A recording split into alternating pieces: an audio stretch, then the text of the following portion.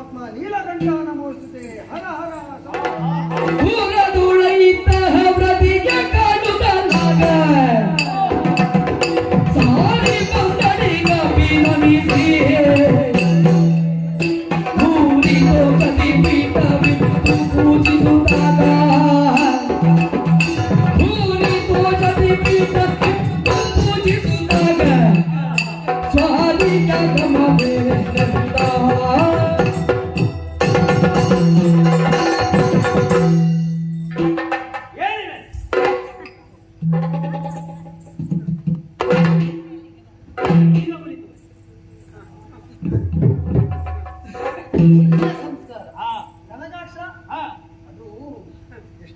ಬ್ರಾಹ್ಮಣರ ಸಂತಾನ ಅಲ್ಲ, ಹಾಗೆ ಹೀಗೆ ಹಾಗೆ ಬ್ರಾಹ್ಮಣರಿಗೆ ಹೇಗೆ ಮರ್ಯಾದೆ ಕೊಡಬೇಕು ನನಗೆ ತಿಳಿದಿದೆ.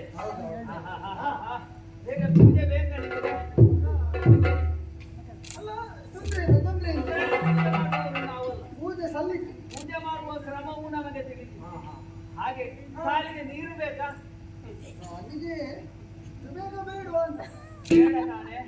ಮುಖಕ್ಕೆ ಒಂದು ಮಂಗಳಾರತಿ ಅಲ್ಲ, ನೀನು ಮಾಡಿದೆಲ್ಲ ಆಗಲೇ ಆಯ್ತಲ್ಲ? ಆಯ್ತಾಯ್ತು. ಸರಿ. ಅಲ್ಲ, ನನಗೆ ನಿಮ್ಮನ್ನು ನೋಡುವಾಗ ಆಶ್ಚರ್ಯವಾಗುವುದು. ಏನು? ನೀವು ಭೂಲೋಕ ಸಂಚಾರ ಮಾಡುವುದು ಹೌದು ಹೌದು.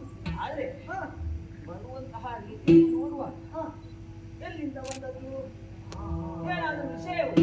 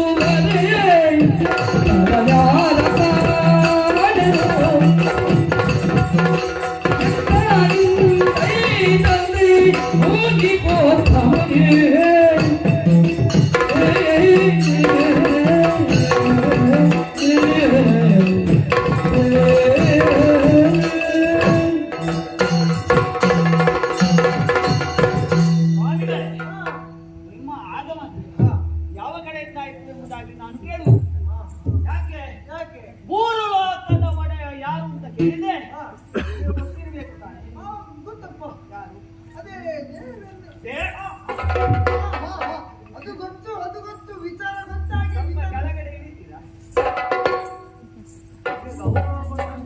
ಅಲ್ಲ, ವಿಚಾರ ಗೊತ್ತಾಗಿ ನಾನು ಇಲ್ಲಿಗೆ ಬಂದದ್ದು ಅಂತ. ಈಗ 3 ಲೋಕದ 14 ಲೋಕದ ಒಡೆಯ ಅದು ಅದು ಕನಕಾಕ್ಷ ಅಂತೆ.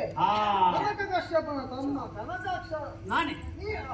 ನಿನ್ನ ಪರಿಚಯ ಇಲ್ಲದೆ. ಹಾಗಾಗಿ ನಾನು ಕೇಳು, 3 ಲೋಕ ಸಂಚಾರವನ್ನು ಮಾಡುವವರು ನೀವಲ್ಲೇ? ಹಾಗಾದ್ರೆ 3 ಲೋಕದಲ್ಲಿ ನನ್ನನ್ನು ಹೇಗೆ ಕೊಂಡಾಡ್ತಾನೆ?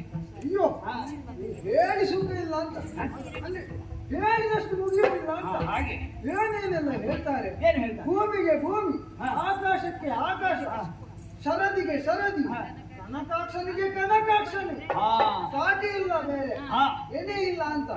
3 ಲೋಕದಲ್ಲಿ ಪಾತಾಳದ ಉರಗಗಳನ್ನು ಮೆಟ್ಟಿ ಭೂತಳದ ಯೋಧರನ್ನು ಮೆಟ್ಟಿ ಸ್ವರ್ಗಲೋಕಕ್ಕೆ ಬಂದಿದ್ಯಂತೆ. ಅಲ್ಲ, ನಿಮಗೆ ಬರುವುದು ಬೇಡ ಇತ್ತು. ಎಲ್ಲಿಗೆ? ಸ್ವರ್ಗಕ್ಕೆ. ದಿಗ್ವಿಜಯ. ಅದೇ ಅದೇ ದಿಗ್ವಿಜಯವನ್ನು ಮಾತಾಡುವಾಗ ಸರಿ ಮಾತಾಡಬೇಕು. ದಿಗ್ವಿಜಯನ್ನು ಮಾಡಿ ಬಂದಿದ್ಯಂತೆ. ಹಾಗೆ ಎಲ್ಲರೂ ಹೊಗಳ್ತಾರೆ. ನಿನ್ನ ಪೌರುಷ ಅಂತ. ಆದ್ರೆ ಒಂದು ವಿಚಾರ, ಏನು? ಭೂಲೋಕ ಸ್ವಾಧೀನವಾಗಿದೆ. ಹೌದು. ಪಾತಾಳ ನನ್ನ ಕೈಯಲ್ಲುಂಟು, ಸ್ವರ್ಗಲೋಕದವನ್ನು ಬಡಿದೋಡಿಸಿದ್ದೇನೆ, ಈಗ ನನ್ನ ಕೈಯಲ್ಲುಂಟು. ಆದರೂ ಕೂಡ ಮತ್ತೂ ಕೂಡ ಹೋರಾಟ ಮಾಡಬೇಕು ಎಂಬುದಾಗಿ ಮನಸ್ಸಾಗುತ್ತಾ ಉಂಟು. ಅದಕ್ಕಾಗಿ ನಾನೇನು ಮಾಡಿದೆ, ವರುಣನನ್ನು ಶರದಿಯೊಂದಿಗೆ ಹೋರಾಟ ಮಾಡಬೇಕೆಂಬುದಾಗಿ ತೀರ್ಮಾನ ಮಾಡಿ ಆ ಸಾಗರದ ಎಡೆಗೆ ಹೋಗಿ ಬಾ ವರುಣ ಬಾ ವರುಣ ಬಾ ವರುಣ ಎಂಬುದಾಗಿ ಕರೆದೆ. ಬನ್ನ ಅವನು ಹಾ. ಬಂದವನು ಕೈ ಮುಗಿದುಕೊಂಡು ಹಾ. ಶರಣು ಶರಣಯ್ಯ ಹಿರಣ್ಯಾಕ್ಷ ಶರಣು ಶರಣಯ್ಯ ಹಿರಣ್ಯಾಕ್ಷ ಅದು ಯಾಕೆ ಅವನ ಭಜನೆ ಮಾಡು. ಸ್ವರ ಯಾಕೆ? ಅವನ ಅದು ನೀನು ಅವನ ಭಾವನೆಯಲ್ಲಿ ಹೇಳಿ ಬಹುಶಃ ನೀರಿನ ಒಳಗೆ ಹೋಗಿ ಹೇಳಿದ್ದಾನೆ. ಅಲ್ಲ ಅವನ ಹೆದರಿಕೊಂಡು ಹೇಳಬೇಕು ನನ್ನದಂತಹ ಪೌರುಷದ ಮುಂದೆ ಅವನು ಏನೂ ಅಲ್ಲ ಎಂಬುದನ್ನು ತೋರಿಸಿಬಿಟ್ಟು ನನ್ನ ಕಾಲಿಗೆ ಬಿಟ್ಟು ಶರಣಾಗತಿಯನ್ನು ಹೊಂದಿದವರಿದ್ದಾರೆ. ಆದರೂ ಸಿಟ್ಟಿಕೊಂಡಂತಹ ನಾನು ಕಡಲಿನಿಂದ ಬರುವಂತಹ ಅಲೆಗಡೆ ಮುಂದೆ ಹೋಗಿ ಮಾಡಿದ ಹೋರಾಟವನ್ನು ಮಾಡಿದೆ. ಹೋಗಿ ಅದು ಸಾಕಾಗಲಿಲ್ಲ ಮತ್ತೆ ಮತ್ತೆ ಅವನೇ ಹೇಳಿದ ವರುಣ ನಿನಗೆ ಈ ಕಡಲನ್ನು ಆಗ್ಲಿಕ್ಕಿಲ್ಲ, ಮೇರು ಪರ್ವತ ಒಂದುಂಟು, ಮೇರುಗಿರಿಯ ಎದುರು ಹೋಗಿ ಹೋರಾಟ ಮಾಡಿದ್ರೆ ನಿನಗೆ ಅದು ಸೂಕ್ತವಾಗುತ್ತದೆ ಎಂಬುದಾಗಿ. ಹಾಗಾಗಿ ಮೇರುಗಿರಿಯ ಬಳಿಗೆ ಹೋಗಿ ಗದೆಯನ್ನು ಎತ್ತಿದೆ. ಅವನು ಅವನು ಪರ್ವತ ಬಂದವನವನು ಕೂಡ ಒಂದು ಭಜನೆಯನ್ನು ಮಾಡಿದ. ನಿನ್ನ ದಾಸನಯ್ಯ ಓ ಹಿರಣ್ಯಾಕ್ಷ, ನಿನ್ನ ದಾಸನಯ್ಯ, ನಾನು ನಿನ್ನ ದಾಸನ ಹುಡುಗಿನ ಮರುಗದರಿಗದು. ಅಲ್ಲ ನೀನು ಸ್ವರ್ಗಲೋಕಕ್ಕೆ ಬಂದು ಇಷ್ಟೆಲ್ಲ ಒಂದು ಬೆಳವಣಿಗೆ ಆಗಿದೆ. ಅಲ್ಲ ಅವನು ನನ್ನನ್ನು ಹೊಗಳಿದ್ದು. ಹಾಗಾಗಿ ಮತ್ತೆ ಮೇರುಗಿರಿಗೆ ಹೊಡೆಯಲು ಮುಂದಾದ ಬೇಡ ಎಂಬುದಾಗಿ ಮನಸ್ಸಾಯಿತು.